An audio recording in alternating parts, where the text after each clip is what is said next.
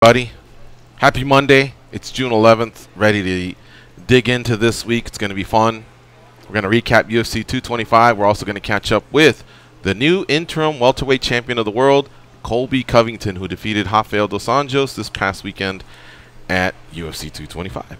Also might have one more guest, just having trouble connecting the dots and getting that confirmation, but he's also a winner off that same card, UFC 225. So we'll wait and see what happens with that. But we'll have plenty of opportunities to take your calls. 866-522-2846. This is your chance to chime in and tell us what you thought of the event, everything surrounding the event itself, the fights themselves, what you think might come out of it going forward. I'm anxious to hear. Lots of different storylines, lots of controversies. Yes, another controversial judge's decision. But what do you want? What do you want? I mean, seriously. Coming up in a minute. The one controversial decision I think centers around Romero and Whitaker. But if we give a 10-8 round, and we'll discuss this on the show, but if we give a 10-8 round to Romero, he gets a majority draw. And if he made weight, he's not champ. So talk to most fighters, with the exception of the champ that gets to keep the belt, which again, it didn't apply here. A draw's like a loss. Coming up 30. You don't even get your win bonus. So I don't know that it changes much, honestly, unless there's an argument for 2 10-8s, or could other rounds have been scored differently? I don't know. I mean, they were close rounds. They really were, and I enjoyed the fight. I thoroughly enjoyed the fight. All right, let's talk about it here in about 5 seconds.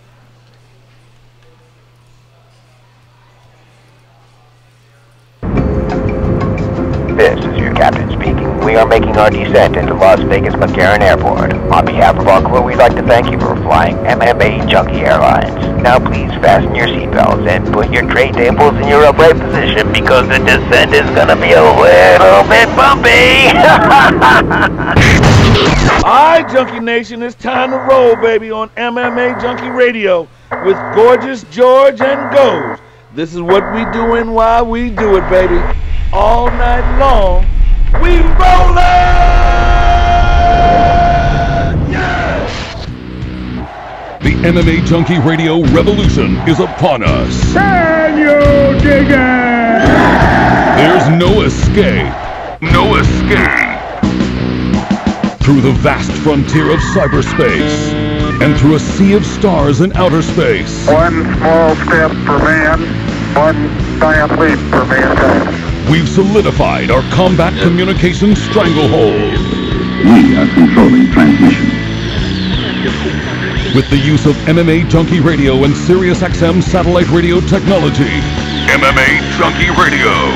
Commence transmission.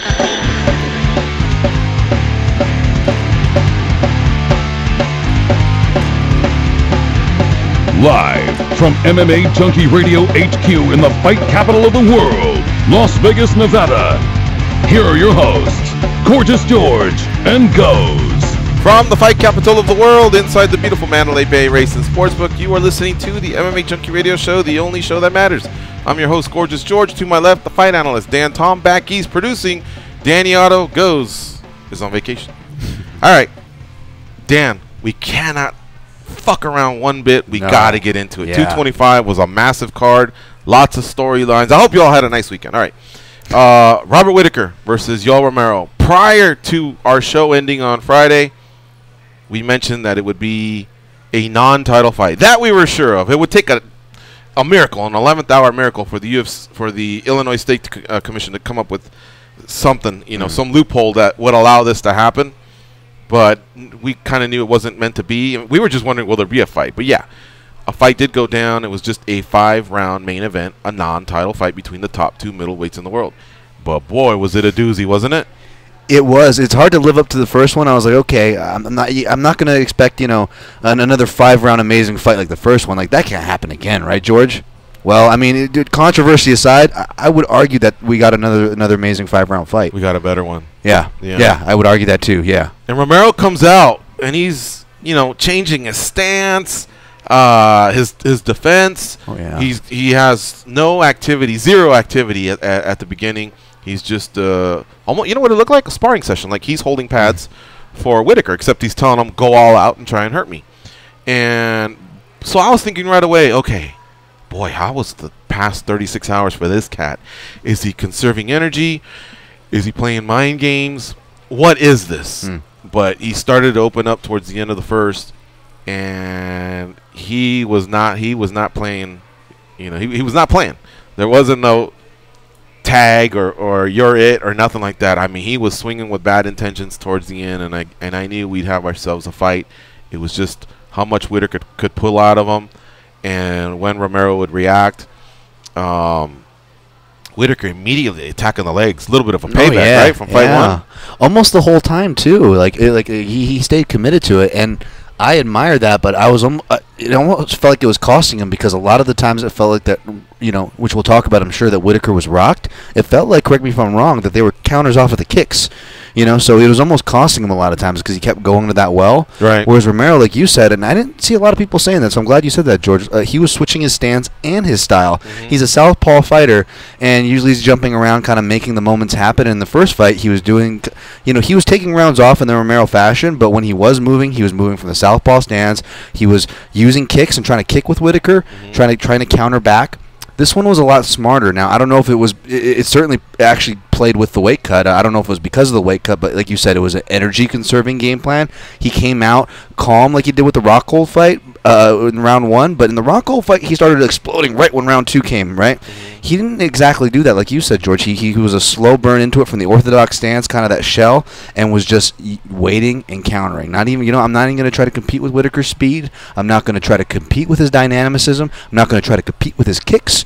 His closing, I am just going to wait and smash. It was really veteran, and I really appreciate Romero's game plan. Regardless of the decision that came, I really appreciate that game plan from him. And think about other fighters, if they were to pull off that kind of a pace, they'd probably get booed. But with Romero, we were all on the edge of our seats because he's got so much equity built in the resume that he's built these last few years, where you're just like, no, hold on. He's waiting. He's getting mad, like in Rocky, you know?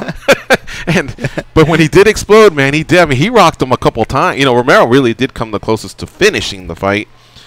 In the end, Robert Whitaker won the fight. He, you know, there's another little side tangent. Some are treating it like a title defense because even though the title wasn't there, the fighters deserve those. You know, that's a statistic that means a lot to the fighters to not only win the title but to defend the title. So a lot of people treat it like, you know, that way. But I guess officially it goes down. He's just a win for Robert Whitaker. Now, we can go back to the fight and the style of fight, but did you agree with the decision? How did you score it, Dan? You know, I picked Whitaker.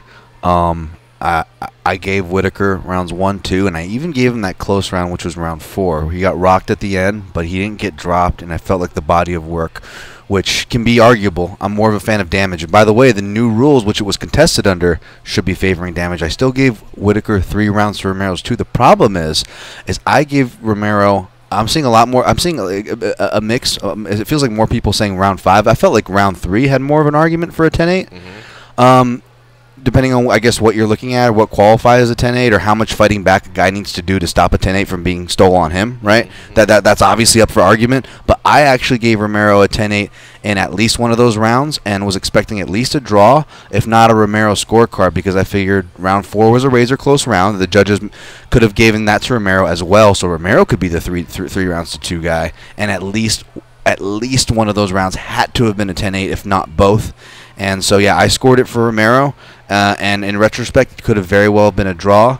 I'm not going to say robbery by any means, but, yeah, clearly the judges, there were some weird kind of scorecards all night, which I'm sure we'll get to some other fights, but, you know. Right. So Sal D'Amato agrees with, well, no, he didn't call 10-8, but he did say, sorry. You said for those that said that Romero could have won round 4. That's what I meant. Okay. Sal D'Amato gave 48-47 for Romero.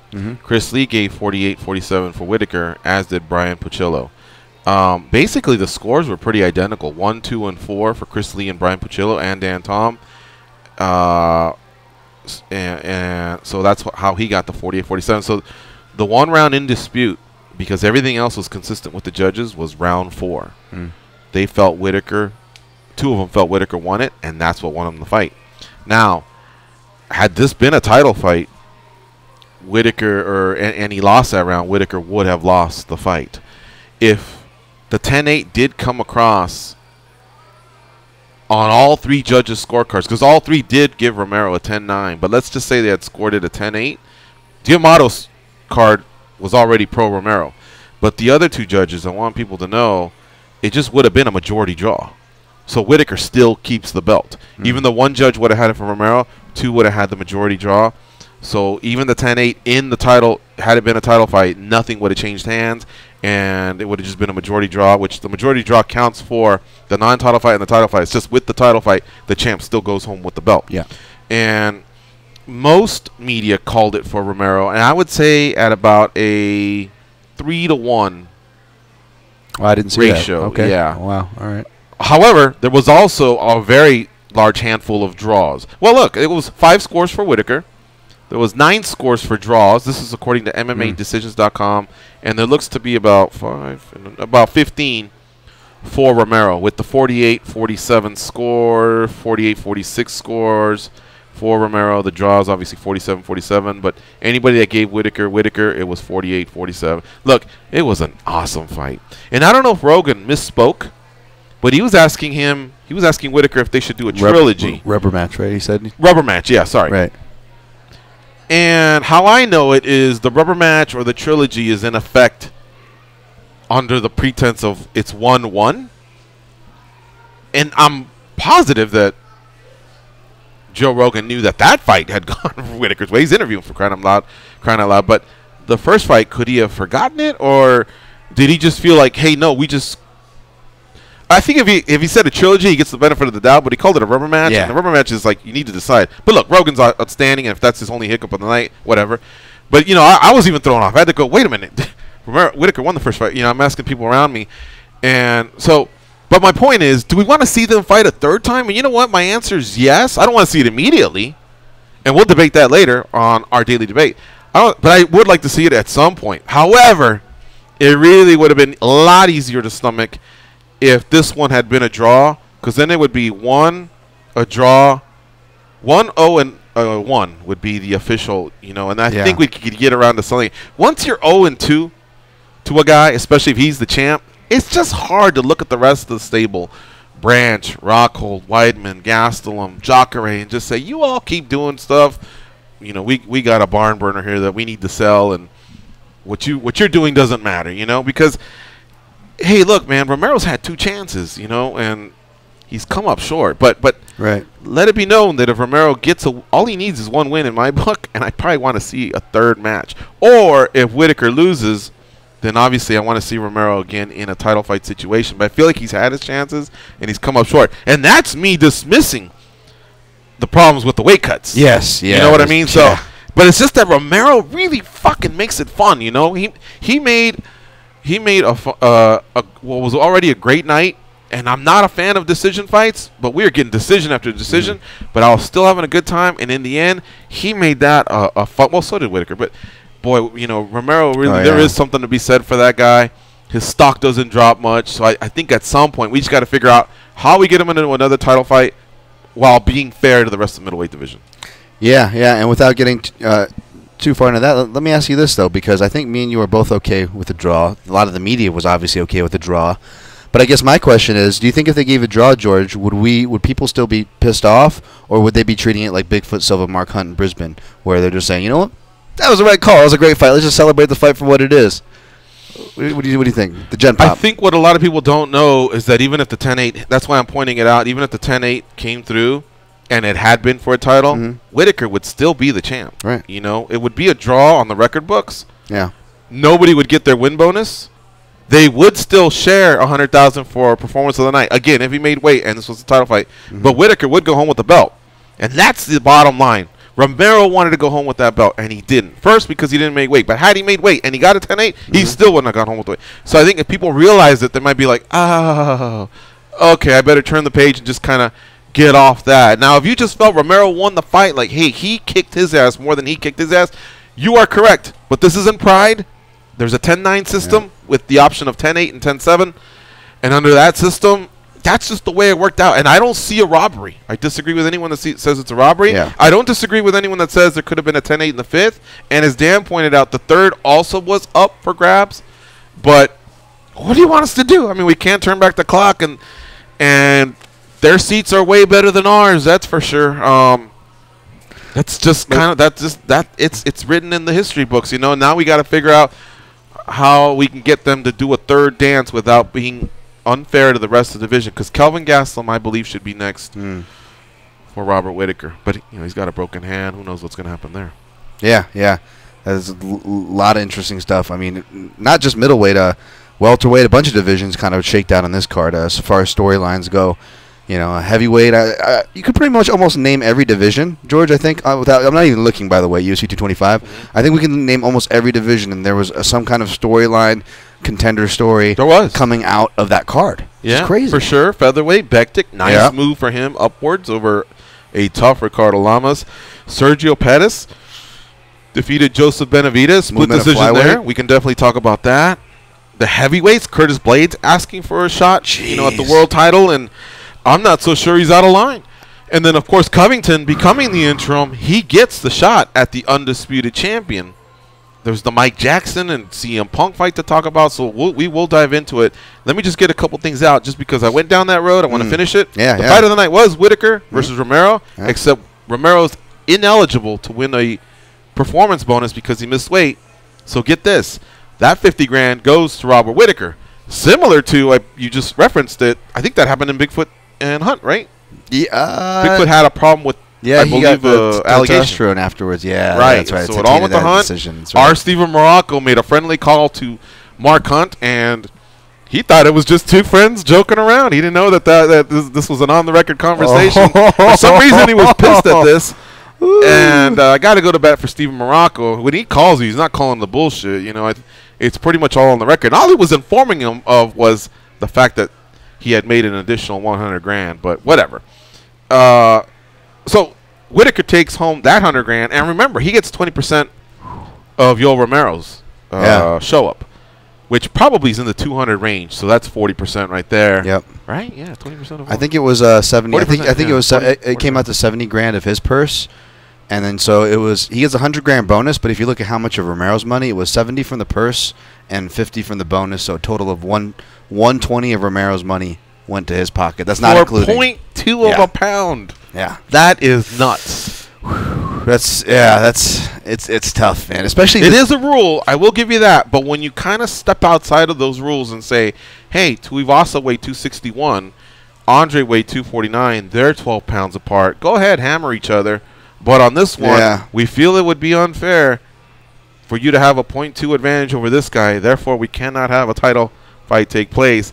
Something there needs to be some sort of a caveat that you can play, like a trump card where you just slam it and go, it's a title fight. This is ridiculous. It's almost like the MMA gods heard us these past 3 weeks arguing about these three things, which was money and fighters say at the table, weight cutting times, and weight cutting health in regards to performance. So it's like all three of those things were hit with just this one incident, right? Yeah. Like it almost really just tied up all the major talking points that I made this last month and was like, oh, you guys want some controversy? Here's this situation. Digest this. Pretty much, man. Let's hit the co-main event. Colby Covington, who will be our guest again on the show. He'll be on in the second hour. So we still got about an hour and 15 before we get to him. He defeated Rafael dos Anjos via unanimous decision. 149-46, which is the equivalent of 4 rounds for Colby, 1 for dos Anjos. Yep. And the other one was, the other two scores, I apologize, were 48-47, which is the equivalent of 3 rounds for Colby Covington and 2 rounds for Rafael dos Anjos. You had it that way, right? You had Covington winning?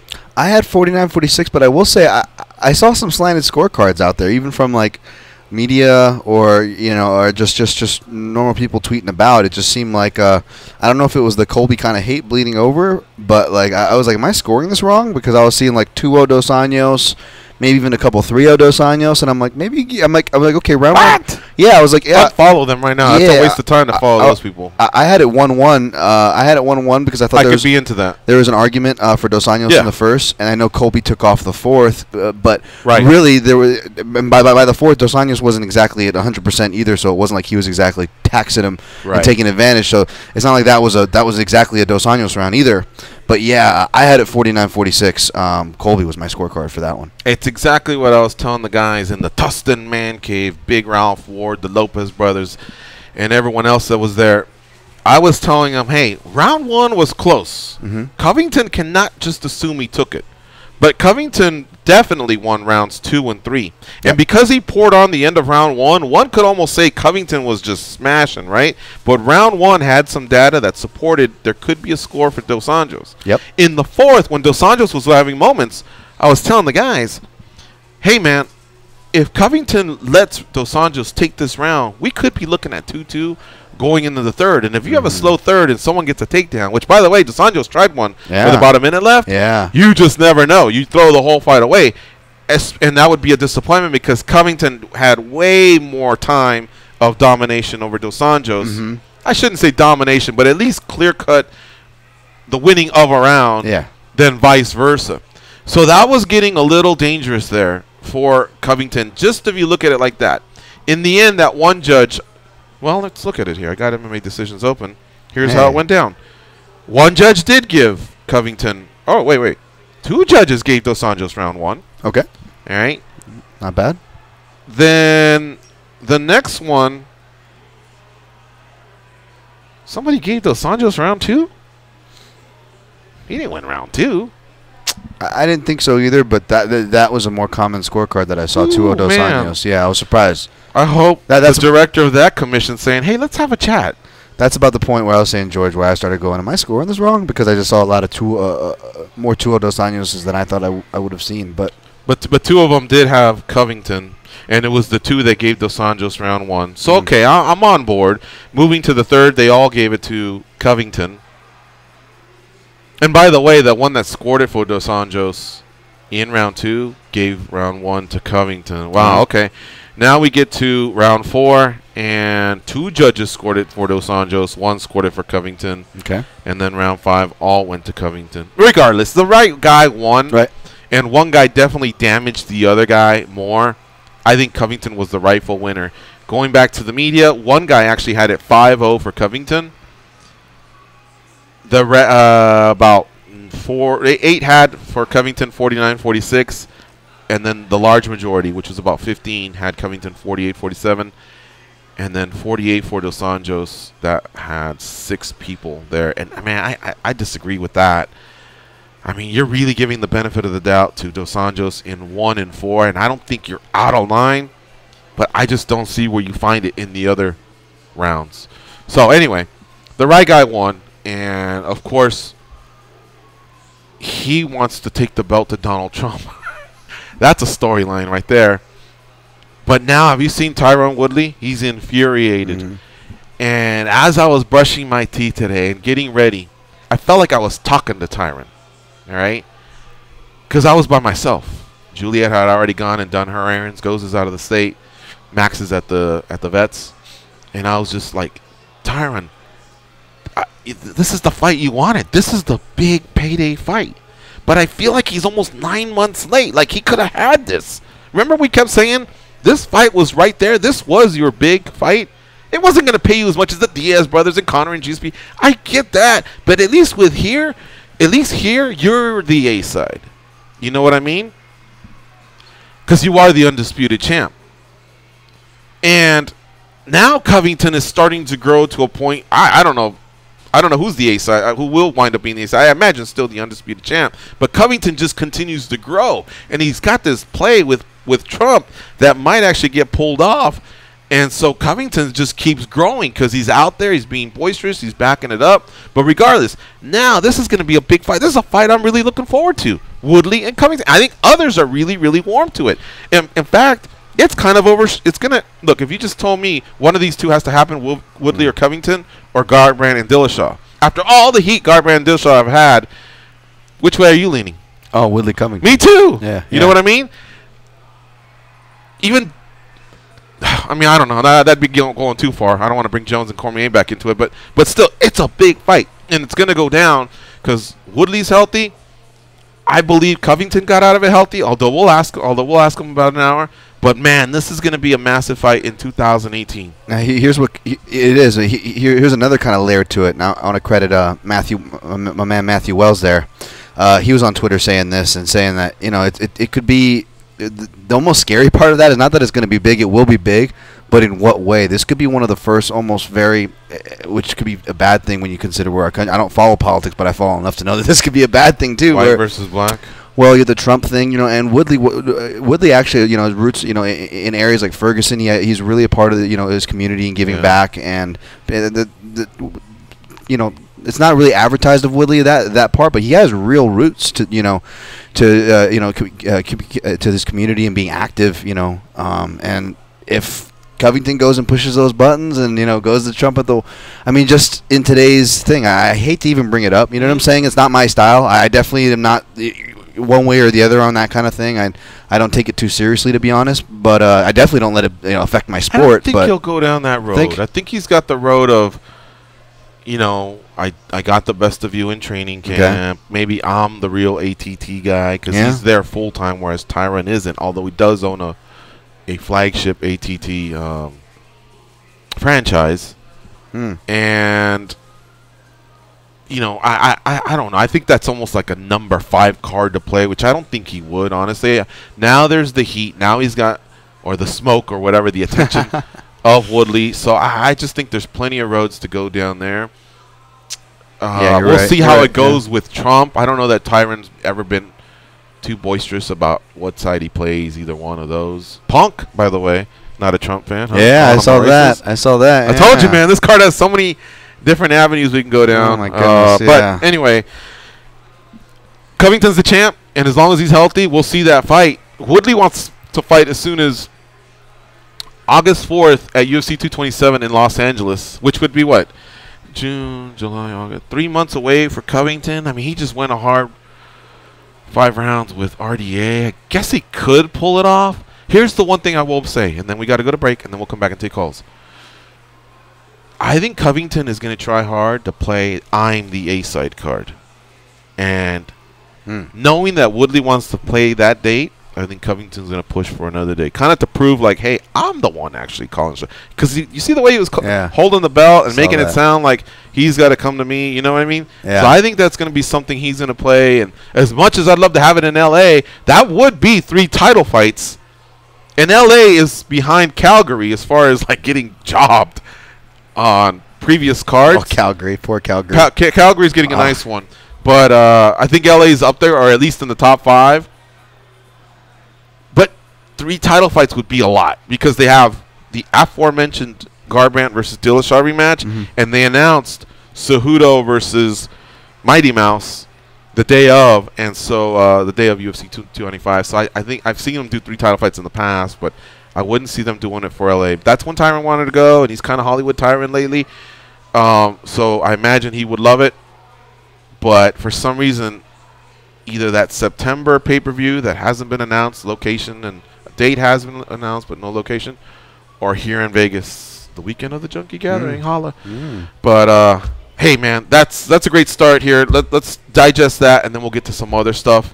You're listening to MMA Junkie Radio on Sirius XM Rush 93. When we come back, we'll take your calls. I want to know how you react to UFC 225. So far, the best fight card of the year. And for those of you junkies that hung out in Chicago, call in and tell us what you guys did. I think that may have been a Cubs game, lots of drinking, some great fights, probably some good times had by you all. I'm so sad that I missed it, but what are you going to do? All right, we'll be right back.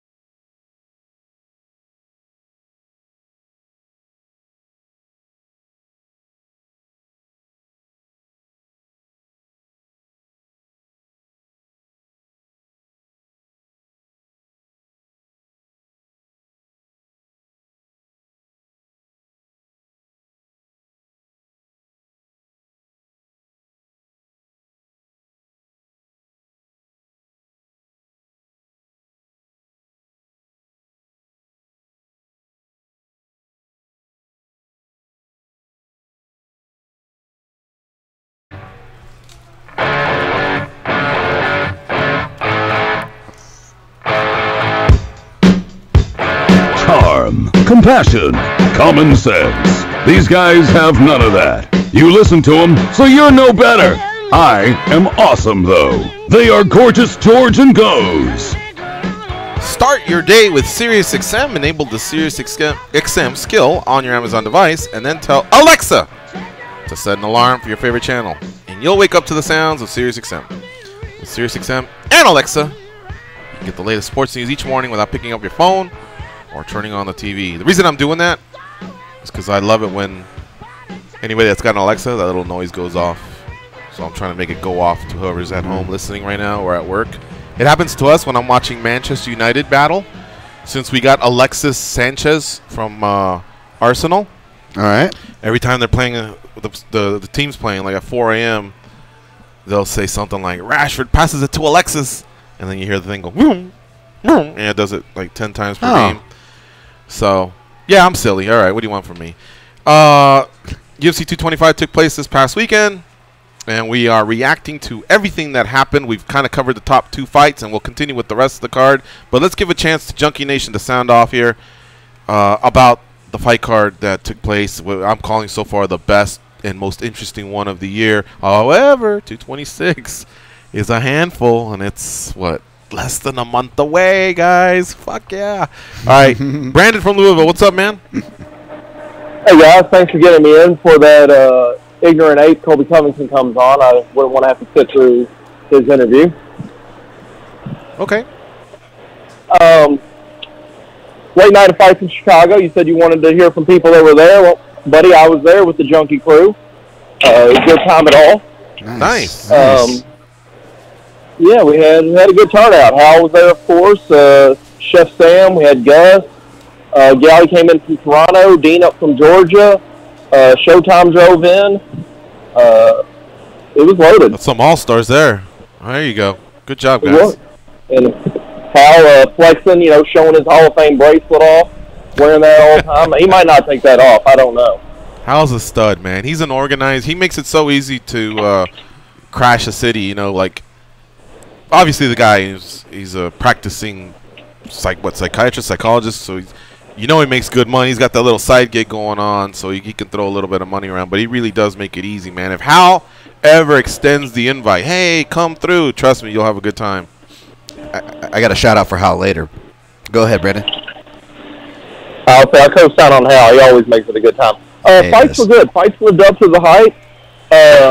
Really, the only bad fight was the fight we all should have known would have been a bad fight, and that was Punk and Jackson, of course. Everything was at least interesting. You had some good finishes early in the night. You had some back and forth, some crappy decisions. You'll probably get into it later. I think Benavidez should have won. I won't call anything a robbery because they were close. Right. I think the judge that went 30-27 is out of his damn mind. Yeah. I thought it was a legitimate one round each, and then I believe the second round is the one that I had up in the air. But all in all, good time. The main event lived up. Even the co-main, as much as I hate Colby, it was a good fight. It was exciting. RDA had a few chances, just couldn't quite. I thought he was outstriking him. I thought he was going to be able to land, and just never was able to hit him on the button like he needed to. Yeah. There was 4 split decisions. Yep. And I thought we'll get to Benavidez. I guess we're getting to it now. All right. Yeah. I thought Benavidez won the last 2, and I think Pettis won the first, is how I had it. And then there was Bektik and Lamas. And that also had a 30-27, but the other ones were split 2-1. And then Gadelia and Esparza, that was another one where the boos were raining down on Claudia, and then we had it in the main event. So yeah, there's definitely some split decisions there that we can chat about. And you know what? At glancing them all, I don't know that any of them stand out as a robbery. I gave my opinion on a few, but I'm a reasonable human being that knows that they were close enough where stuff can happen. You know what I mean? A judge can just look at it another way. And I'm not even going to revert to the thing I always say, that you have to convincingly win rounds, although I just did it. but I'm not gonna like spend much time on it. I'm just kind of over it. Like it's the fighters know. 2017 rules were in effect. Go out there and damage your opponent, pressure them, leave no doubt is all I can say. The minute you do it, this is what happens, you know. And it sucks because think about the setback that it had for a few of these guys and gals. Huge setbacks. But what are you gonna do? You know, I know they're out there competing, performing, trying their best. But there are fighters out there that leave it all out there. I think when you leave it all out there, that's when you have less of those doubts when it comes to these split decisions.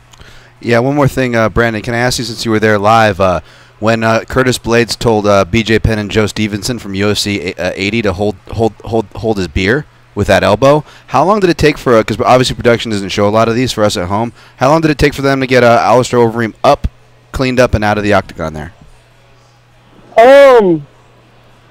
You know, I don't think I was really paying attention to that part, because me and the junkies were just exclamating on how great of a finish it was and the blood that was coming out and what we thought was Reem's future. But it didn't seem like he was down and out that long. I will say, Taya Tuivasa coming out, to Celine Dion. Can we officially get his nickname changed to Titanic? Hey, I like that. Nice. I'm marking and Brandon down for that. All right, leave it at that, man. Good call. Good stuff. Trademark Marco, by Brandon. Waco, Texas. What's up, Marco? Marco from Waco, ¿qué pasa, dudes? What's up, Marco? Entertaining night of fights, man, Saturday. I really enjoy it. I'm with you. When it comes to the Cuban muscle crisis, Joel Romero, I agree that maybe we're going to see a fair fight with Whittaker in the future, man, but he needs to make championship weight, man. It's twice in a row he made championship weight. I mean, then I was adamant to try to convince him to go to 205. I wouldn't be bad about that either. I mean, I think he will be a factor there, even though he's 41, but I give it to Whittaker 48, 47 too. I mean, with the 10-8 rounds, man, I always notice that for a 10-8 to happen, you got to utterly dominate the whole round, like, you know, from post to post, or clearly have the guy on freaking doorsteps. But Whittaker was able to, every time he got in trouble, come back and fight back. So that's what I think the judges gave, a 10-9 on those rounds. But that's just my opinion. I agree. I mean, I don't necessarily agree with that negating a 10-8, and I'm sure a lot of people don't necessarily, agree with maybe Whittaker's offense in those rounds or something close to it negating the 10-8. But I agree in your theory there, Marco. Personally, as far as I go, I mean, I'm curious to hear George's criteria on this. But from a viewer's perspective on a 10-8, you either really have to get the guy almost out of there, or if a flash knockdown and nothing. If a flash knockdown is the most to happen and you're not doing sustained offense, that's not enough 10-8 for me. But if you get like 2 flash knockdowns or just 1 knockdown where it looks like he gets him out of there, or the obvious sustained round to round violence, then yeah, that for me is a 10-8. But George, right, from what I remember, domination, duration, damage, right? The 3Ds. Yeah. Okay. Yeah. Okay. Perfect. There you go. So he did damage. Okay. But it wasn't for a duration, if I recall. Yep. And there were some moments for Whittaker as well, so I don't know if that took away from the domination. But here's what happens. If 2 of the 3Ds are in play, the judge is supposed to strongly consider the 10-8. And 2 of the 3 were not in play, I believe. So, I mean, I obviously I'd have to watch it again. That's what I felt that night. I'm telling you about what I felt that night. Anybody that's been privy to watching it twice, please call in and say, "Hey, I watched it 2-3 times. This is what I think." But when you can for sure say that 2 of the 3 were fulfilled, there's no excuse for that not to be a 10-8. And remember, they're loosely even looking at 10-7s. I would imagine if a 10-7 would be anything on the verge of where the referee's almost stopping it at this point, because what's a 10-8 then? Yeah. But that's all I can think of is that the judges thought, hey, man, he knocked him down, so he's obviously damaged because he's wobbled. Each time that Whittaker did go down, he had trouble getting his legs under him. He used the fans. He had to stumble about. But each time, Whittaker was able to nullify any continuous dominance or duration of the damage that Romero was bringing. Yeah, And I will add, it's coming back to me now. He not only was he kind of getting behind his jab and getting up and staying safe, but he actually landed one of his strongest head kicks in the fight. I want to say that was in the 3rd round too. So that could have negated the 10-8 in a lot of judges' scorecards. Where okay, he's getting offense. I guess the reason why I was leaning more of 10-8 in round 3 than 5 is because it felt like Romero had more moments throughout the round. Now Whitaker was recovering and answering. Yeah. Now Whitaker was recovering in between those moments. In fact, he landed some stuff that made the highlight reel after that round. It was so good, correct?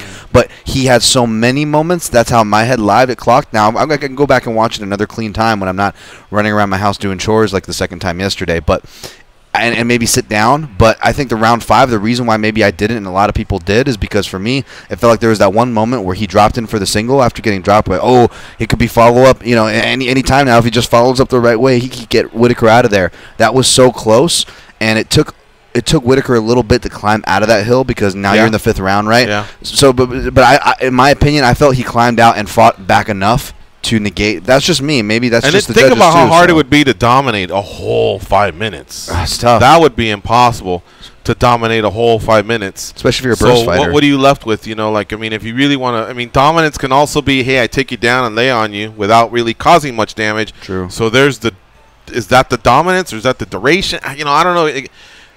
I guess because there's nothing that's clear about it, or maybe we should look and see what else is there. I don't even know if the judges know. Maybe that's why it's so subjective. Yeah, that's true. Thanks, Marco, for the call. Moving on, Showtime in Tennessee. What's up, Showtime? What's up, fellas? How you doing? Yo. Chilling, man, at home. Cooling out. Had a great time. You're already back home, huh? A big shout out to. Yeah, I'm back home. Cool. Yeah, I'm back home. I want to give a big shout out to Sam, Hal, Gus. Sam showed me a real good time hosting, and man, you know how it is, man. When you get with the junkies, man, it's just a blast. A bunch of drinking. Hal put on the show as usual. Hal is a fool, man. What fights? What fights did Hal miss? Yeah, he had to have taken a nap at some point in the event, right?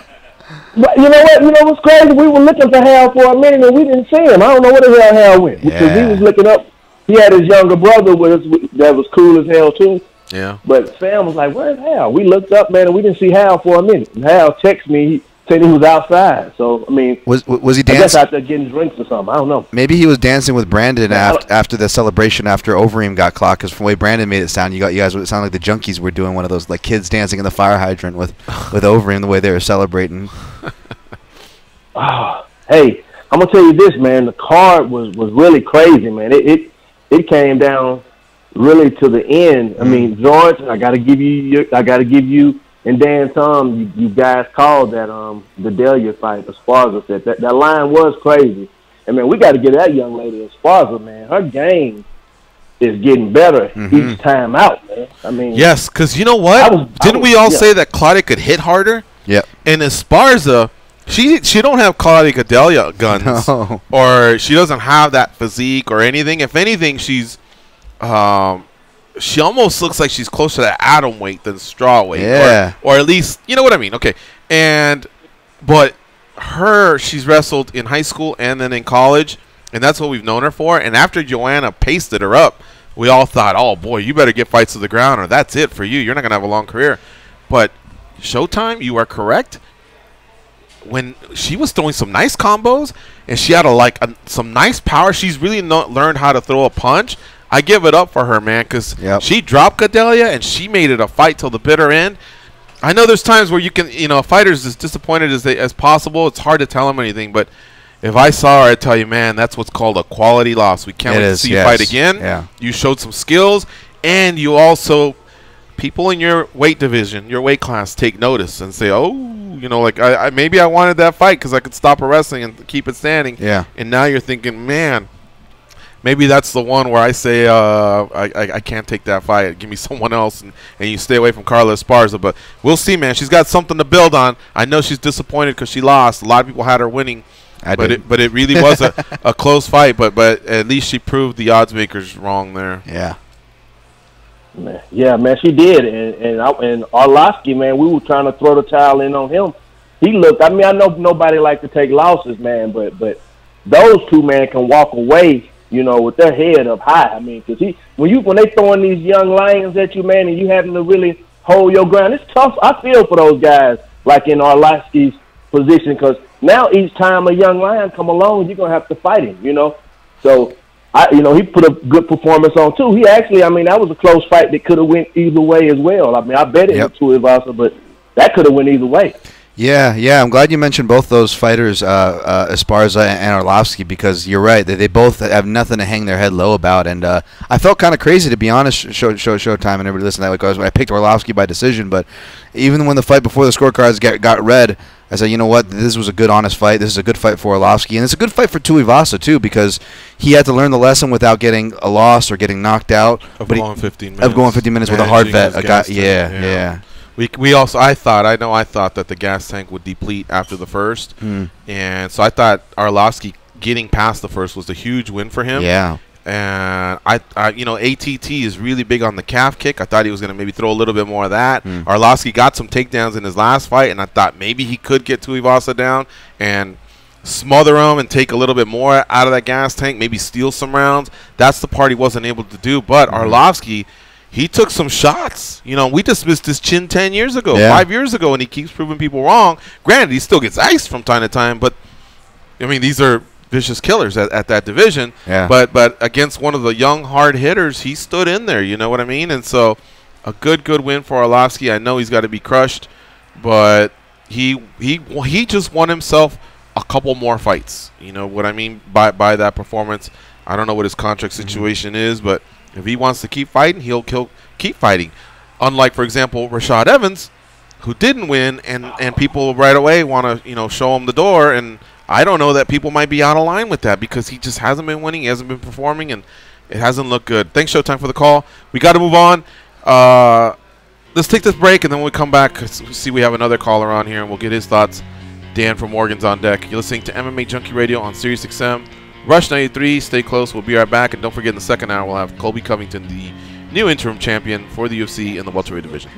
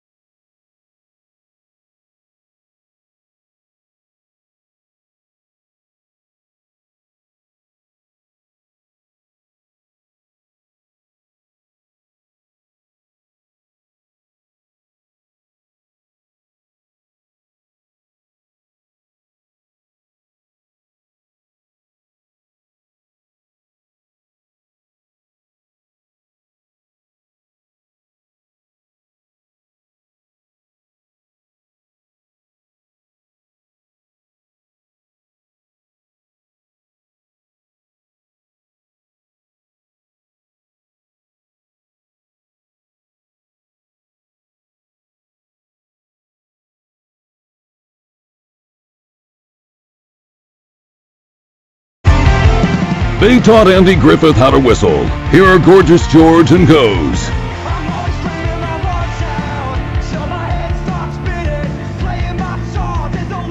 If you play fantasy sports, SiriusXM has a channel just for you.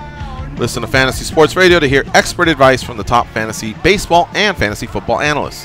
Whether you need help setting your fantasy baseball lineup or you want to know who the breakout players in fantasy football will be this season, the place to be is Sirius 210 XM87 or listen on the SiriusXM app by searching Fantasy Sports.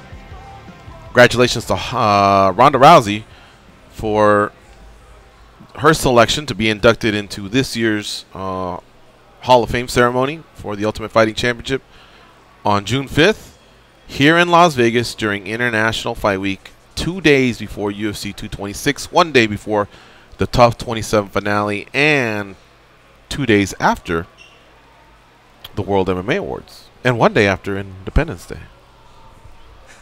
How about that?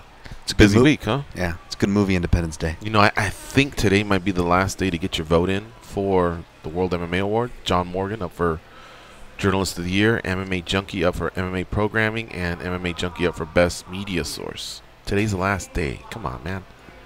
Help some brothers out. Let's take this call from Dan in Oregon. What's up, Dan? How you doing?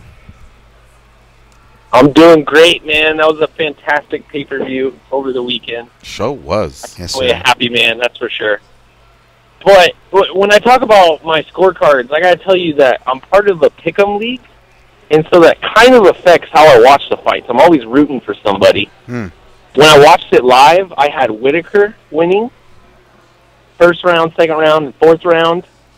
As I rewatch it, I'm willing to give Romero a 10-8 though in the fifth round.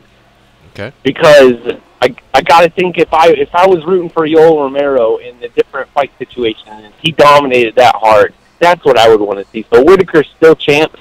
I don't want to see him go at it again though with Yoel's weight.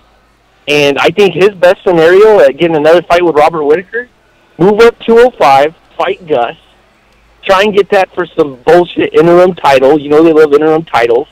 And then if DC comes back or not, maybe he ends up the full light heavyweight champ, and Whitaker can maybe move on at that point in time for a super fight. So in the future. But I want to talk about 10-8 rounds. I think people need to get an understanding what they think 10-8 round is, and I think the only way to start that is to classify a 10-7. Because whoever brought up 10-7 on the broadcast, John Anik, is out of his freaking mind. That wasn't a 10-7 fifth round.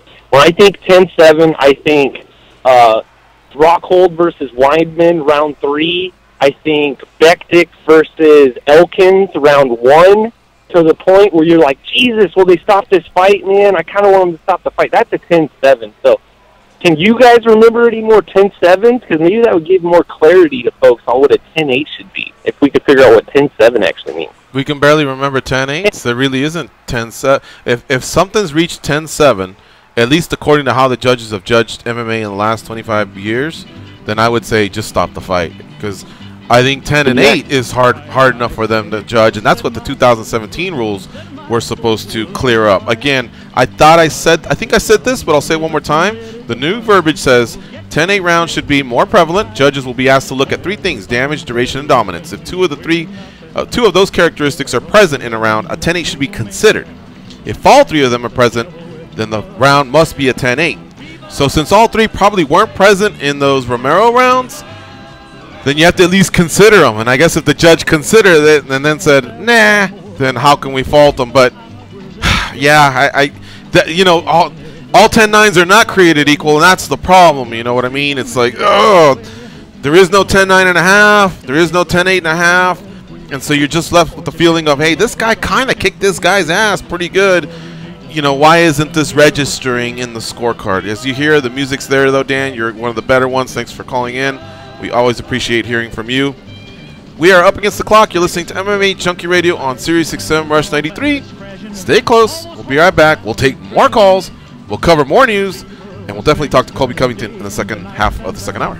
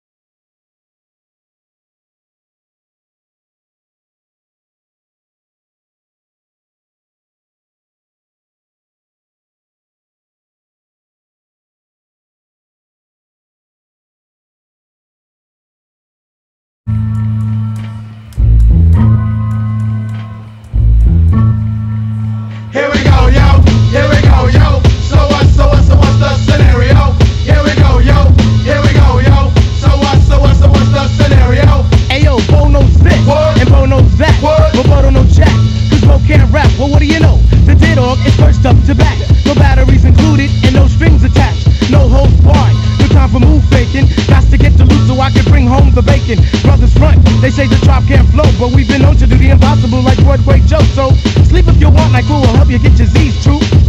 But here's the real scoop. I'm all that and then some. Short Dr. Handsome, bust a nut inside your eye to show you where I come from. I'm vexed, human. I've had it up to here. My days of paying dues are over. Acknowledge me is in there. Yeah. Head for the border, go get a taco. I see record from the jump street, meaning from the get-go. Sit back, relax, and let yourself go. Don't sweat what you heard, but act like you know. Yes, yes, y'all. Yes, y'all. Who got the vibe? It's the tribe, y'all. Tribe, y'all. Live, y'all. Live, y'all. Inside, outside, come around. Who's that? Brown. Some may I say, call me Charlie. The word is the herb, and I'm deep like Bob Marley. Lay back on the payback, evolve, rotate the gates. Contact. Can I get a hit? Hit. Boom, bit with a brother named Tip, and we're ready to flip. East Coast stomping, ripping and romping. New York, North, Kakalaka, and Compton. Check it, check wanted to hear at least that part. That's a great jam, man. All right, you're listening to the MMA Junkie Radio Show. It's the second hour. Great selection there by Danny, the producer. I imagine it was him, or maybe some other Momo called into the show and asked to hear that song. This is a very flexible show. I do believe you could call in and say, hey, guess what? Not only do I want to speak to the guys, but on a subsequent break, please play this song. I bet you, Danny, if you catch him in a good mood, he'll do it. All right.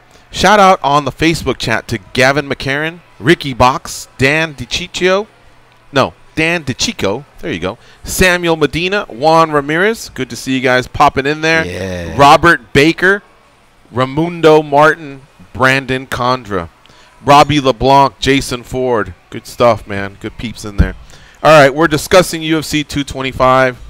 We invite you all to call in. We got another 30 minutes or so before we catch up with Colby Covington, the new interim champion in the welterweight division for the Ultimate Fighting Championship. He defeated Rafael Dos Anjos at UFC 225 via unanimous decision. So, again, Ronda Rousey, Hall of Fame. No problems there, right? We can just move on. Check mark. Let's go. Sure, yeah. That kind of, I think, rules out Bisping, who I thought may have gotten it. But if Ronda's ready to go in, I think she trumps Bisping. And somebody else had retired, or Vitor as well. And I thought maybe he might go in. And his longevity, along with winning a world title in a tournament, I thought also, I think this was one of the years where you could have multiples. Yeah, it's true. And God, if all three wanted to come in, hey, God bless them. Let's do it. But it could be that they really want you 1 year removed. Now, that said, Ronda Rousey's gone out of her way to say, when did I say I was retired? She told Mike and Mike that from ESPN. When did I say I was retired? And I believe she was still in the USADA protocol. Right. But them putting her in, either they're sending us a message or she's going to send us a message. I don't know what, but it's there. It's happening, and I have no problem with it. So, that's that. Congratulations to Ronda Rousey. She had a great career, and she definitely helped elevate women's MMA, not just in the UFC, but across the world. I mean, she's definitely quite the inspiration. She was world champion with 5-6 title defenses, and many of them in stunning fashion. 13 seconds, 8 seconds, 16 seconds, I don't know, 36 seconds. I know 3 of those 4 are right. And she just captured everyone's heart, The ending is something I'm sure she'd like to forget, and so I think her fans and some of us wish we could rewrite. She lost, but hey, man, in this sport, nobody goes undefeated. I wish it was something she would have just stomached and accepted, and I think she'd be more at ease. And during this time she got married, and now she's with WWE, and only now is she cracking a smile. She really could have done that 2 years ago if she had just handled it better. But I guess we're all built differently, damn Tom. You know what I mean? Yeah. We get so many X's and Y's from the parents, and we formulate a little bit of our own personality, and we just are the way we are. But those last 2 years, man. I mean, I think at one point she said she may have contemplated suicide, bro. You know what I mean? Right. Is all this that important? Our wins and losses that important? I don't think so, man. It sucks when you finally lose, but I think this sport has prepared you for it. Your teammates do it. The history of the sport does it. Your coaches do it. It's not life or death. You go out, you do your best. It's disappointing as hell. I get it, but you have a chance to come back and do it, and you You don't stand out from anyone else. Habib could call in right now and go, I disagree, you know? Right. He's undefeated. But I'm pretty sure he'll lose at some point, and so will everyone else that's undefeated. It's just the sport's the tough one. This one's the one that's really, really tough to do that. All I'll say is I'm glad they chose Ronda Rousey so we could turn the page, because you know how Dan Tom feels about fighters in the headlines who aren't fighting, and I lost track of if she's retired or not. I think she's much more retired than Bisping is, who I'm sure we'll get into later, who his eye or not, he seems like he's always one false move to get back into a fight with somebody. Well, he was fighting Colby Covington. That's what I'm alluding to. So let's just finish that one, because I mentioned Bisping earlier, who I do believe should be in the Hall of Fame. Yeah. It doesn't look like he'll go in now, but he very well could have. I kind of was expecting that, honestly, because they hadn't announced Vitor. And all right, so moving on, Colby Covington wins, and he's on the Fox Sports 1 wrap-up show. And he does start off by saying, "What's up, haters?"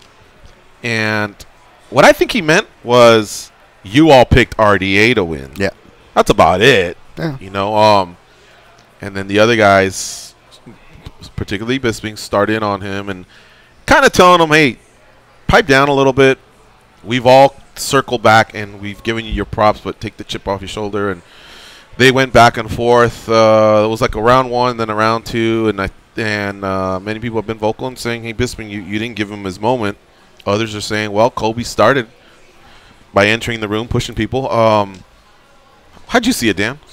I thought it came off wrong, not wrong, but it came off not well, right? Because you do got to give the guy his moment, no matter what you like about Colby. But kind of like we were talking about the scorecards, George, I think that's a similar theme we're seeing play over here. People get so caught up in the shtick to where not only can you be considered a sucker for getting caught into his shtick, but you could be considered a supporter of Covington, because by reacting to it, you're supporting it.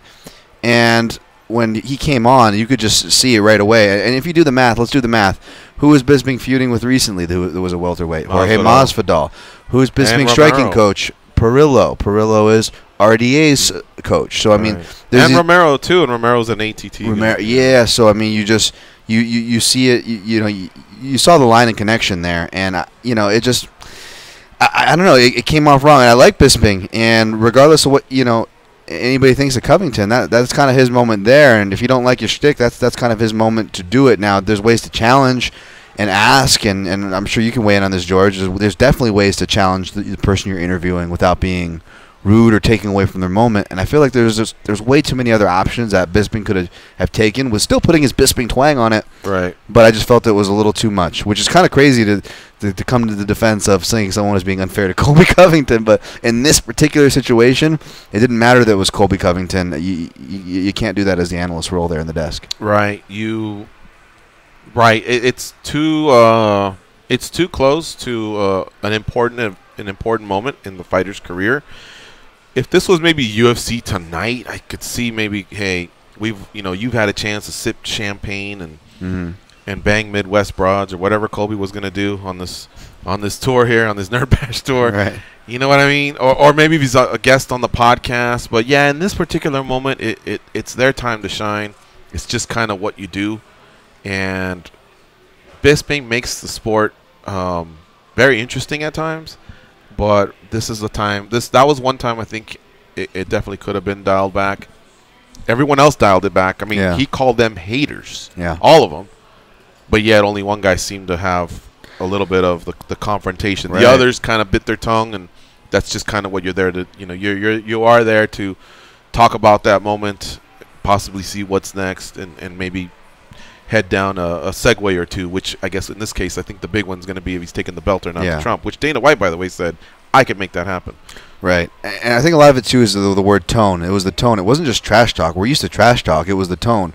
What Colby was saying to them, calling them haters or whatever you have issue with, that is his shtick. That is something that he's going to say in camera. That's something that he's going to say in public forum, and that's something that can be said in public forum. You don't have to like it or agree with it, but it's clear, like, okay, that's just shtick. Whereas what Bisping said, that sounded like a personal conversation where we could be, George could be, hey, Dan, off camera real quick. Hey, because it felt like he was trying to big brother him, because he didn't just do one. He actually goes back, inserts himself again in the interview. Bisping makes a second pass at Covington, and that's where he almost big brothers him and makes him sit down and go, maybe if you just did this and da-da-da. And it's not that Bisping was even wrong with what he was saying, and if you're just looking at what Bisping was saying, but the way he